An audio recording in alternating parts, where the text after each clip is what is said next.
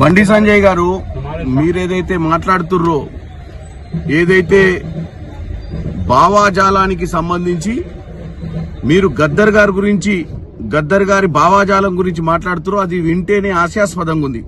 మీరు ఒక క్యాబినెట్ మినిస్టరా, కార్పొరేటరా? మీరు ఎందుకంటే మీరు అధికారంలో ఉంటే బీజేపీ భావాజాలం ఉన్న వాళ్లకు, రైట్ వింగ్ భావాజాలం ఉన్న వాళ్ళకే మేము పద్మ అవార్డులు ఇస్తామని చెప్పినట్టుగా ఉంది.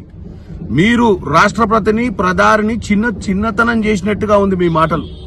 ఎందుకంటే ఈ దేశంలో మీరు ఈ రోజు డాక్టర్ బాబాసాహెబ్ అంబేద్కర్ గారు కూడా ఒక భావాజాలం కోసం పనిచేసిన వారే, ఒక అట్టడుగు వర్గాల కోసం పనిచేసిన వారే. ఈ రోజు గద్దర్ గారు కూడా గతంలో ఉద్యమం చేసిన వారు, వెనుకబడ్డ వర్గాల కోసం పోరాటం చేసి పాటలు రాసిరు.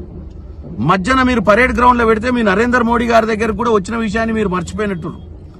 అంటే ఈ విషయం చూస్తే రానున్న రోజులలో భారత్